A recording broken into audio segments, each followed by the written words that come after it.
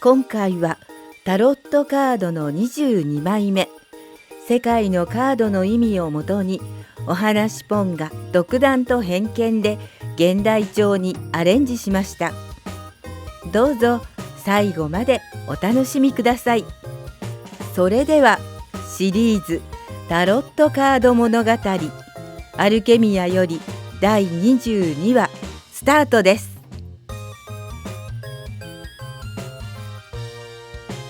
カードナンバー21、世界。私の名前は葉月。私は生まれた時から団地に住んでいた。両親は仲が良くて、私の他に姉が一人。家族4人が狭い団地で暮らしていたわけだ。親はなんとか家を買いたいと思って必死に貯金をしていたようだけど、子供だった私にそんなことはわからなかった。小学5年生くらいの時、私は友達の家に遊びに行き、一目で恋に落ちた。恋に落ちたと言っても人間にではなく、相手は犬。4本ある足の1本がなくて、片目が潰れていた。この子はどうしたのかと聞いたら、人間に虐待されて捨てられたのを拾ったらしい。拾った時は虫の息で、今こうして生きているのが不思議なくらいだと言っていた。その他にも猫が3匹いて、犬が4匹いた。私の家には金魚が水槽の中で泳いでいるくらいで、他に動物と言えるものがいない。どんなに金魚が可愛くても、金魚を抱いて寝ることなんてできないのだから、友達が羨ましくて仕方がなかった。そこでどうしてこんなに動物がいるのかと聞くと、親が保護活動をしていると言われた。保護活動というのがどういうものなのか、子供の私にわかるはずもなかったが、その子が言うには、捨てられた犬や虐待された犬を保護したり、保健所からもらってきたりして里親になってくれる人を探して譲渡する橋渡しをしているということだった。大人になった今ならそれがどれほどすごいことで立派なことなのかはわかるが、その当時の私は保護活動をすれば好きなだけ犬や猫と一緒にいられて、いつでも抱くことができて、一緒に寝ることもできるんだと、それしかなかった。そのため家に帰ると早速母に言った。保護活動をしたいと。すると母は仕事の手を止めてじっと私を見ていった。保護活動ってなんだか分かって言ってるの？私は大きくうなずいてみせ、一生懸命説明した。虐待された犬や猫を保護してケアしてあげて、里親を探してあげるの。友達に聞いたままを母に話したのだが、どうしたことかあれほど感動した私とは真逆で、母は冷静に説明を始めた。なるほどね。そこまでは分かっているのね。でもね、保健所からもらい受けても、その子が散々虐待された子で、人間に牙を剥くような子だったらどうするの？それに狭い家の中でどうやって暮らすの？第一、団地では動物は飼うことができないって知ってるでしょ？言われた通り、団地では動物は飼えない。それは小さい頃から教えられていた。どんなに猫が捨てられているから飼いたいと言っても、母は団地だから無理よというだけで、いつでも諦めないとならなかった。そのため動物が好きな私はいつも泣いてばかりいた。そんな私を見て姉はいつもしょうがないよと私を慰めてくれた。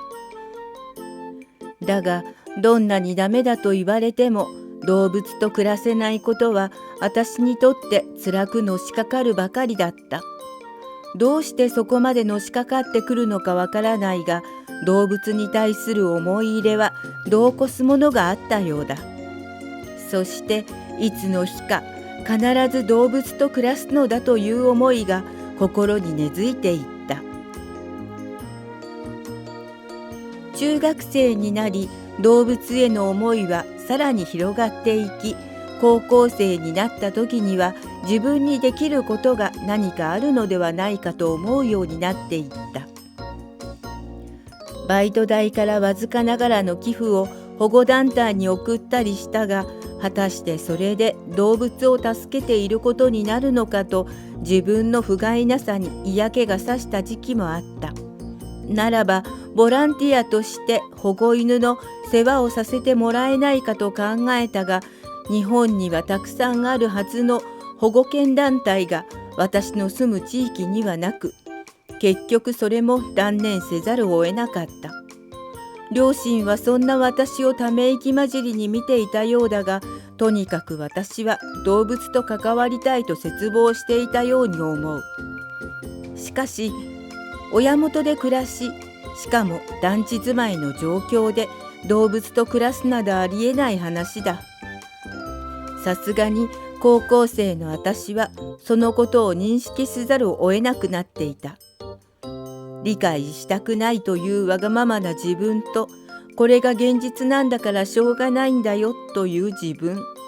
とにかく今は学生としてやらなければならないことをやるしかないのだ。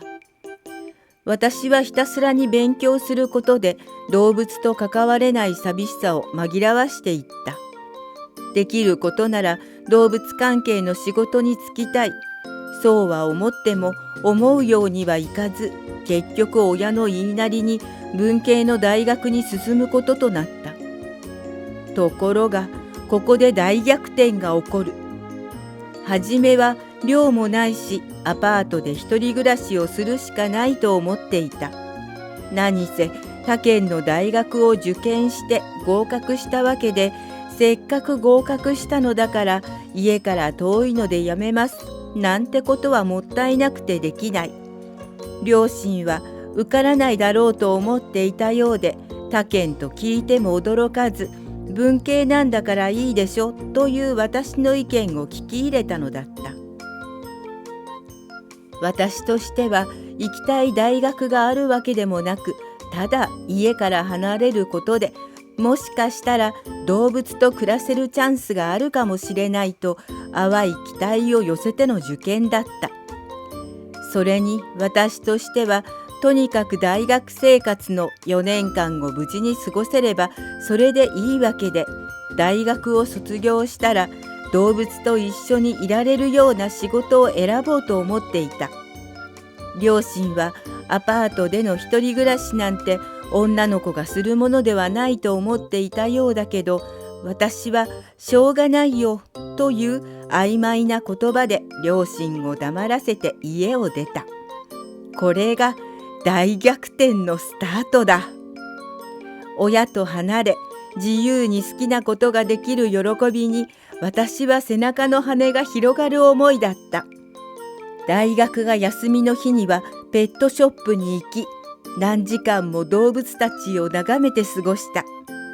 バイトはもちろん癒しも兼ねての猫カフェ。猫を膝に乗せて撫で放題。しかも毛づくろいと称して癒しの時を過ごせるわけだ。最高の幸せだと思っていた。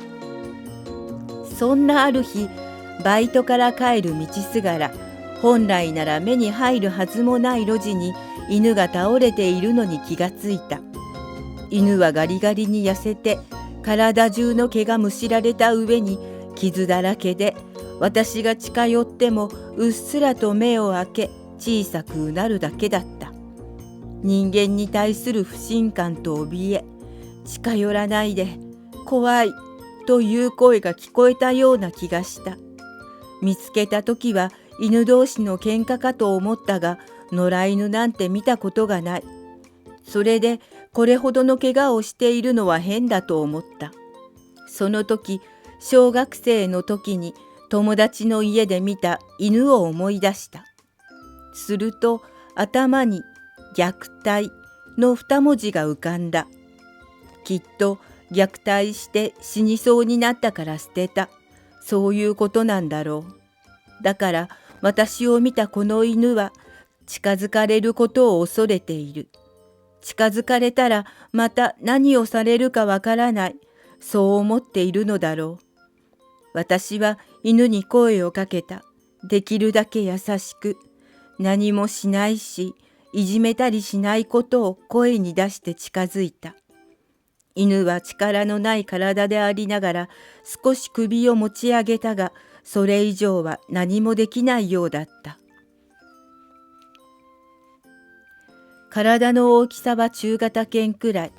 ガリガリに痩せているのだから抱き上げることはできるだろう。しかし、どこをどのように痛めているのかわからない。変に持ち上げたら犬が痛がるのではないかと思った私は、近くに動物病院があることを思い出した。そこで、すぐに来るから待っていてね、と声をかけ、走って病院へと向かった。病院の中はちょうど患者が引く時間帯なのか、誰もいなかった。すぐに看護師さんに状況を説明すると、先生が診察室から飛び出してきて、犬のところまで一緒に来てくれた。どうやら肋骨が折れていて、皮膚もただれ、このままでは死を待つだけの状態のようだ。先生は厳しい表情を浮かべると私に聞いてきた。この子が治ったらどうするつもり？その質問は保健所に託すのか、それとも自分で飼う覚悟があるのかということのようだ。飼う覚悟がないのなら、このまま安楽死させてあげた方がこの子のためだと先生は言う。学生の私に犬を飼うだけの余裕はない。そんなことは百も承知だ。ところが私の口から出た言葉は、飼います。だから治して助けてください。というものだった。これが私たちの出会いだった。よれよれでボロボロになっていた犬は先生のおかげで何とか回復することができた。残念ながら一本の足は折れていたため、三本の足で今後の生活をしていくしかなかった。それでも彼は体中の傷が治るのと一緒に心の傷も治っていった。私は彼にコータと名付け、毎日話しかけ、包帯の巻かれた箇所に手を当てた。それは私が子供の頃に母がしてくれたことだ。手を当てたくらいで傷が治るはずはないが、それでも母の体温が伝わってきてとても安心できた。だからコータにもあの時の私の安心を与えてやりたくて、何時間でもそっと手を当て続けたのだった。こうしてコータとの生活が始まると、さすがに動物不可のアパートにいつまでもいることはできず、私は築40年というボロアパートに引っ越すことにした。両親にも姉にも相談せずに、バレたらその時に謝ろうと覚悟を決めての行動だった。ボロアパートでも室内を自分色に飾ればきっと住みやすくなると信じた。さらにはコータが落ち着くようにとコータのために犬用ベッドを購入したり、昼間寂しくないようにとぬいぐるみを買ってあげたりもした。アパートには私の他にも動物が好きな人が何人もいて、みんな犬や猫を飼っていた。だからコータがそんな状況の中を生き抜いた犬だと知ると、みんなコータによく頑張ったねと声をかけてくれた。しかし私以外の人間がそばに寄ると尻尾を丸めて体を小さくしていた。ペットカートを購入し散歩に連れて行こうとすると怖がって外には出ない。あれほどのことがあったのだから当たり前の反応だろう。そんなコータを私は愛おしく、コータのためなら何でもしてあげたいと思うようになっていた。コータの傷も癒え、なんとか家の中を歩き回ることができるくらいに回復した頃、私はまたしても不遇の犬に遭遇した。弱りきった犬を抱きかかえ、病院へ連れて行く。この子を助けたいという思いだけで、その後にかかるお金のことなど考えもせずに、家に連れて帰った。こうして徐々に増えていく不遇の犬や猫。さすがにあまりにも動物の数が増え、大家さんに怒られると思われた頃、他の住人が助けてくれて難を逃れたこともあった。保護した犬や猫が元気になり、人間を怖がらなくなると、里親を探して譲渡するということもやった。それもすべてアパートの住人が応援してくれたからできたことだ。学生の自分だけではどうにもならなかっただろう。小さなアパートの住人たちはお互いに助け合い、動物のことになると必死になる人の集まりとなった。そのことを知った私の友達がある日連絡してきた。小学校時代の親が保護活動をしていると言っていた友達の香りだ。久しぶり。驚きながらもそう言うと、何年も連絡をしていなかったのが嘘のように、あっという間に以前のように話していた。それでさ、うちの会社で新企画を立ち上げたんだけど、その企画の内容が保護犬活動をしている人を取材してシリーズにしようってことなのよ。香織は出版社に勤めるのが夢だということで、大学生の今から出版社でバイトをしているという。そのバイト先で新企画として上がったのが保護犬活動だというのだ。そこで1回目は誰にするかという話になった時、私のことを思い出したらしい。というのも去年の同窓会で私の話が出たというのだ。私は遠距離にいるため、同窓会と言われても簡単には出席もできず、欠席していたのだが、まさか自分のことが話題に上っているとは思ってもいなかった。確かに仲の良い友達とは連絡を取っているので、私のことを知っている人もいるのだが、そこで葉月のことを思い出したんだ。しかも話によるとアパートの住人みんなで犬を保護してるっていうじゃない。これはスルーできないでしょう。これが公になれば保護犬活動ももっと活発化するだろうし、助かる犬も増えると思うのよ。ね、いい話じゃない？確かにいい話だとは思う。しかし公になれば両親に引っ越したこともバレるし、怒られるのは私だ。私が渋っていると香織はさらに押してきた。結局その押しに負けて受けることとなったわけだ。電話を切り困った顔をしていると、浩太がそばにやってきて私の腕に顎を乗せた。その顔は大丈夫？何かあったの？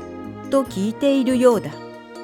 辛いことを経験しているだけに、私の心境の変化を敏感に感じ取るらしく、不安そうな顔をしてくる。浩太にこんな顔をさせちゃいけない。私がしっかりしないとこの子が不安になる。もしかしたらこの取材を受けたことで、もっと多くの辛い思いをしている犬や猫が助かるかもしれないじゃないか。自分が怒られることよりも助かる動物のことを考えよう。私はそう思うと、すぐにアパートの住人一人一人にこの話をして回った。するとみんな快く受けてくれて、一匹でも多く動物が助かるなら何でもやるから言ってくれと言ってくれたのだった。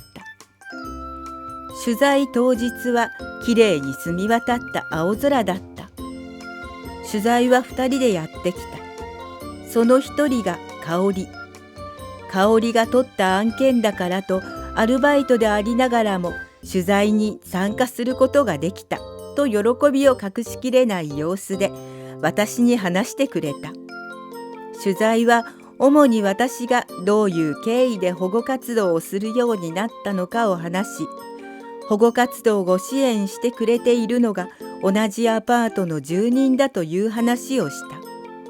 そしてアパートの住人に話を聞いたり、3本足のコウタは散歩ができないからと他の子を散歩に連れ出したりした。取材陣が帰った時にはコウタはぐったりと疲れ切っていたが、楽しそうに話しているアパートの住人や私を見て満足そうな顔をしていた。それから1ヶ月とせずに取材の記事が載ったからと香織から雑誌が送られてきた。動物のことを大きく取り上げるその雑誌は、動物好きな人なら知らない人はいないというほど知名度の高いものだった。ところがあまりにも知名度が高すぎて、思っていた通りの展開が待っていた。雑誌が出て1週間とせずに親からお叱りの電話がかかってきたのだ。親に内緒で引っ越しをしてこんな取材を受けてと散々言われたが、それでもアパートの人たちがみんないい人そうで安心したと言っていた。最終的には、あんたが自分で始めたことなんだから最後まで投げ出さずにやりなさいよと言われて電話が切れた。親に面倒を見てもらっていながら自分勝手なことをしたのだから、もっと激しく怒られてもしょうがないようなものだが、それをこの程度に収めてくれたのは本当にありがたかった。それから1ヶ月と経たずに、今度は全く思っていない驚きの話が飛び込んできた。葉月に会いたいって人がいるんだけど、そう言って香織が電話をかけてきたのだ。会いたいって誰が？この間の記事を読んだ読者なんだけどね、普通に保護活動をしてるだけじゃなくてアパートの住人まで巻き込むということはよほど人間的に優れた人なんだろうから、ぜひお会いしたいって。単なる学生ですよ。知ってるわよ。読者に会いたいって言われても、それは出版社サイドで止めてくれればいいものを、いちいちこっちに連絡してこないでほしいと思ったが、今回も香織に押し切られた。どうやら香織はこの読者が誰なのかよく分かっているらしいが、教えてくれたのは女性ということだけだった。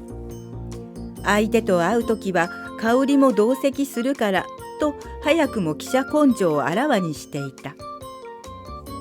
読者とのやり取りは香織を介してすることに決め、ほとんどのことを香織が決める状態で話が進んだ。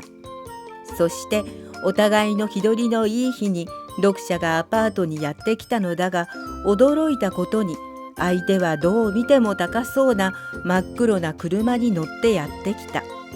アパートの住人みんなが唖然として車を見つめていると、運転席から白い手袋をした白髪混じりの男性が降りてきた。読者は女性と聞いていたが、この人なのだろうかと見ていると、どうやら単なる運転手のようで、後部座席のドアをうやうやしく開けると、中から初老の気品のある女性が降りてきた。そしてついでのように香織も降りてきた。私の中では誰？この人状態だ。こんな金持ちそうな女性が本日の相手ですと言われても場違いも甚だしい。こんなボロアパートに来ていいような人ではないだろう。女性はにっこりと優しい微笑みを浮かべると、名刺を取り出し、自分が大手企業の会長であることを告げた。一代で会社を立ち上げ大きくしたが、今は息子に会社を任せているようだ。仕事一筋で来たものの、今の年齢を迎えてもっと価値のあることがしたくなったそうだ。そこで何かないかと考えていたところ、香織の取材した記事に出会ったというのだ。もともと動物は好きで、家には血統書がついた動物がたくさんいる。しかし最近は血統書があればいいのかと疑問を持ち出していたのだそうだ。そんな時、香織の記事を読み、こんな人生を生きている犬もいるのかと知り、目が覚める思いだったそうだ。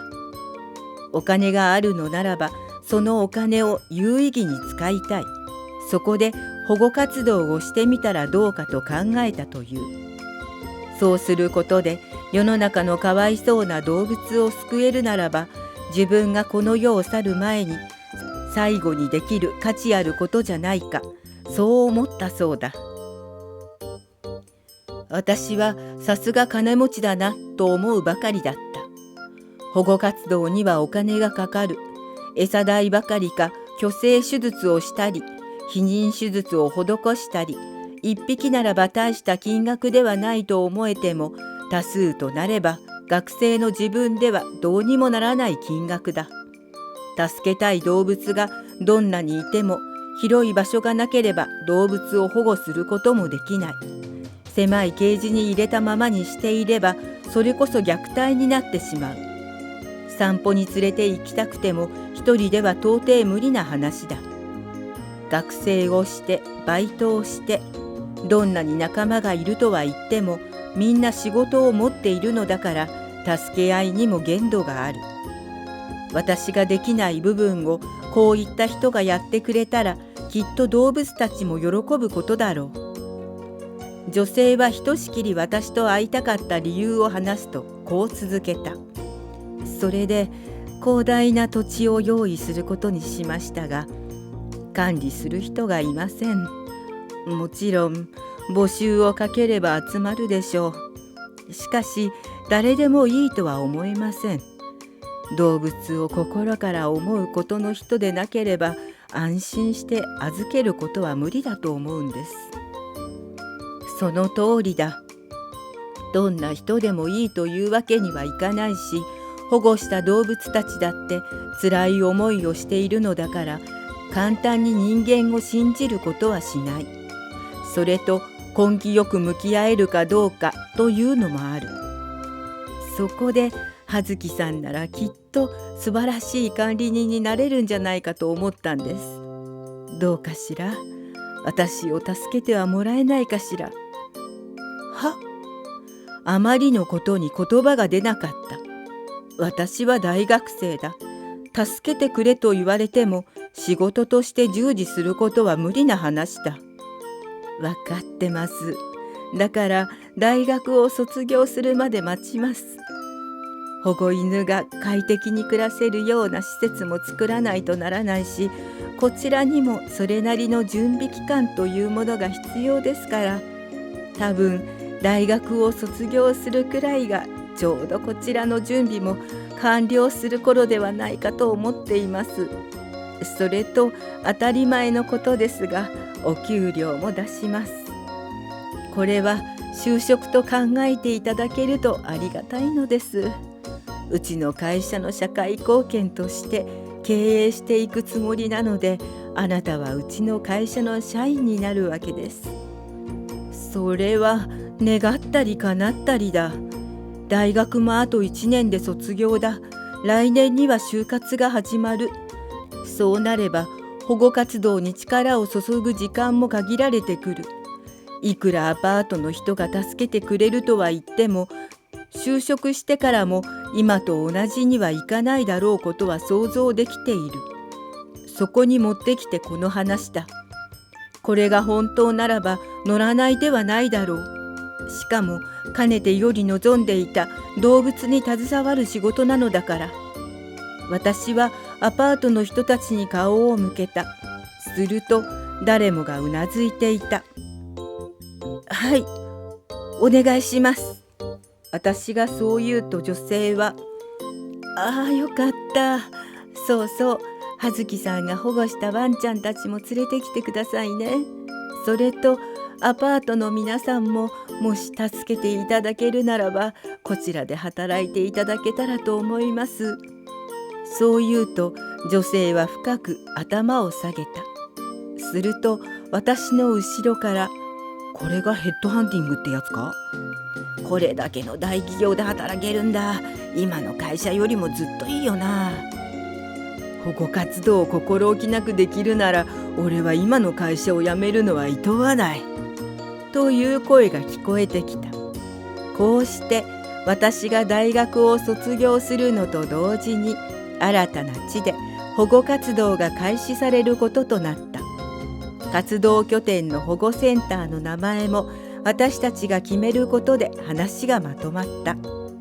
アパートの住人みんなとの保護センター、名前を決めるのに何度も話し合った結果、保護センターコータと決まった。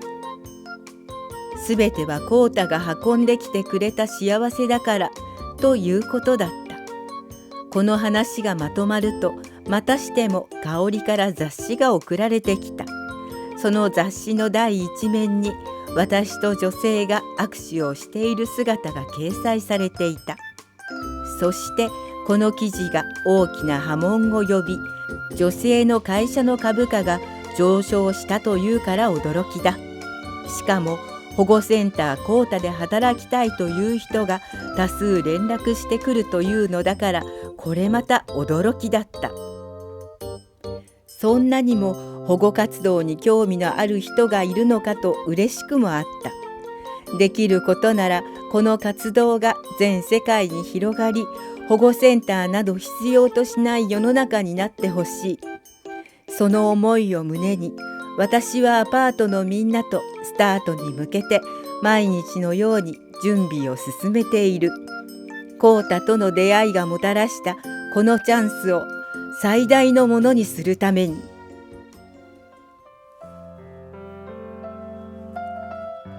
いかがでしたでしょうか。このカードは支援や賞賛を得て最高の状態で夢を実現させることを物語っています。